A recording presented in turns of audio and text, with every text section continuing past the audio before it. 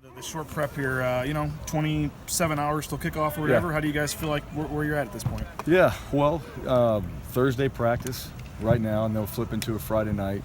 We've done this schedule before, not this short of a week. I think the guys have handled it really well. And certainly that prep time that you miss, you got to make it up. And I thought the coaches have done a really good job of putting in the extra time they need to prepare. I don't think we're too far out of our process that way. We just miss a little bit of practice towards the end of the week, but you got to flip the script. You got to get ready to play, and I think our guys have really handled. The players have handled it really well. So, do you do any kind of walkthrough tomorrow morning then, or anything? We do, yeah. So what we normally do tonight, we'll do tomorrow. And since we play so late, we have time in the morning. I don't think that really affects anything, and it's really not that bad. You actually do some football in the morning. You're not obviously running or doing any things like that, but you're still doing some ball. You're getting focused. You're having some meetings. Really, it's almost a prep of a Friday, and then once that's done, it's transitioning into a little relaxed time and get ready to go play. You look at BYU, and we've talked a lot about Jamal Williams, and I mean, obviously, he didn't play against you guys last year. How different does that offense look when he's in there? Well, Taysom didn't play. Right. Jamal Sure, didn't sure. play. Those two guys are very good players. Both can be explosive when they carry the football and run it. Taysom's a guy that I think is very impressive as a quarterback, just overall. I think they've done a very good job with him. But Jamal, he's a stud. He's one of the better players in the country at that position. To me, that's an awesome challenge for the defense. We have to embrace that. You get to play against great players. You want to play against teams like that and players like that to see where we're at. And certainly, we're going to get a chance to see it. I feel like we got some pretty good dudes back there as well on D-line and linebacker and safety. So it'll be a great battle from that standpoint. With just the defense, kind of handling, their attack, and like you said, you got a guy who can tote the ball really well at quarterback, and you got one at running back. What's the biggest challenge that they're going to face that's maybe different than most weeks? Discipline. Really, I think discipline is each and every week for the defensive side, but at the same time, they're gonna throw punches out there, and we've got to be able to absorb them at times. We've got to be able to throw them back, and to me, I think just understanding the battle, and when we get our opportunities to make a play on anybody on the offensive side or a chance to possibly get the ball out and create a turnover, we need to do that. At the same time, understand that we've got to just keep playing each and every play because they're going to make plays.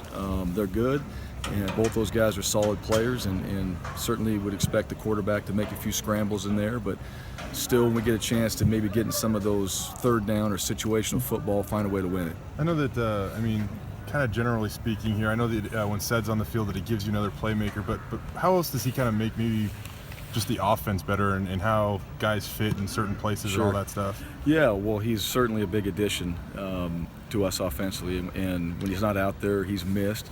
Guys step up, but he allows us to move other guys around in position. And, Ced, I think just being out there too, not just him as a player, I just think his demeanor, I think he's calm when he plays. I think he's very focused, and I think he brings confidence to the table when he's out there, and not just when he's making plays. But he does a good job in the run game. Mm-hmm. He does a good job on screens when he's having to block as well. So he's important. He's been very valuable to what we're doing, and certainly it's great.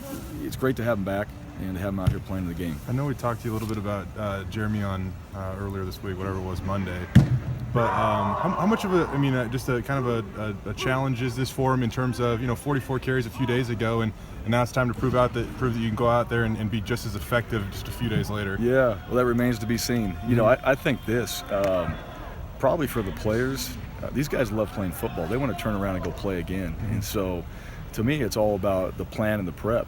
As long as that's right, they're going to strap on the pads. They want to go play. This is why you play the game, to be out there on game day. And I think our prep's been pretty good. I think our plan has been pretty good. So I think for him, he's excited, I think like everybody else, to go out there. And he's going to do whatever he has to do or whatever he's asked of himself through his prep this week to go out there and play well. Lee said that he had one of his best practices all season yesterday. He said it might have been his best practice all season. Yeah, it's pretty good. And I think most of the guys had a pretty good practice. They're excited.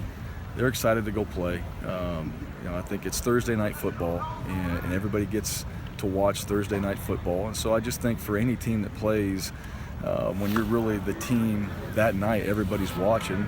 as a player, you get excited about that. And guys that make plays, he's certainly one of them, gets really excited about that opportunity. With playing on Thursday, do you or any of the coaches head out of town this Friday, Saturday to take advantage of the extra couple days? Oh, yes, we do. Yeah, we're all heading out on Friday morning. And so we'll take advantage of that recruiting-wise. Coaches are going to get a chance to get out, which is huge for us. And so that's why, I talk about these coaches. They work extremely hard. They've game planned all week. They turned around on a short week. They're getting these guys prepared to play. And after the game, they're going to flip the switch and they're going to go out and recruit. And they're going to come back and we're going to prepare for the next opponent. So that's just part of the season. And when you're trying to take advantage of every moment you can, certainly we'll have a little bit of time on Saturday for some family, which I think is extremely important for these guys so they can freshen up a little bit. And then Sunday we are back to work and ready to roll. So you got most guys coming right back on Saturday? Yeah, guys should be back Saturday. Some have to travel, which you'd love them to all be back for a full day, but they're going to get a chance to get back, and they're going to have time with their families. They got iPads and all that. They'll pop on a game. They'll prepare. That's the one thing about technology. You don't always have to be together. And then we'll come in on Sunday and we'll start preparing again.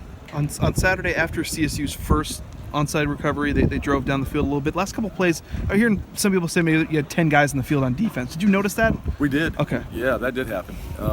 And we had them on there for a couple plays actually. And one of the things we talked about, just like at quarterback, Brett did a great job. Okay, for example, the clock was winding down. We're kind of waiting to see if he's going to get it off, and he just knows I'm not. Called timeout. And that's one of the things that he knows. As long as we have a timeout, he's got the ability to do that. Well, on the defensive side, we've talked about it, and Ben recognized it, but we didn't have that timeout. And so it's something you talk about. You go, okay, if that happens, we substituted a few guys on and off, and we obviously ended up with not enough on there. And in that situation right there, hey, those players are smart. Control that. That means, hey, we're going to have to burn a timeout so we don't hurt ourselves by not having as many, then that's fine. And we've talked about that as well. It happens. Don't want it to, but certainly something that we're going to correct. Is that on different? Is that on a player for knowing when somebody comes off who he's going in for? Or is that on substitutions are on coaches. Okay. Yeah, that's we're substituting the sideline, and we'll never put that on the player. And those guys, they substitute all week long. We pulled on one and one off, so that goes back. That's coaches. That's what we have to control. And obviously, in those situations, we're disappointed that we didn't control that better. But those players, they're just out there trying to get the call, trying to get lined up, and we have to control that. All right, good.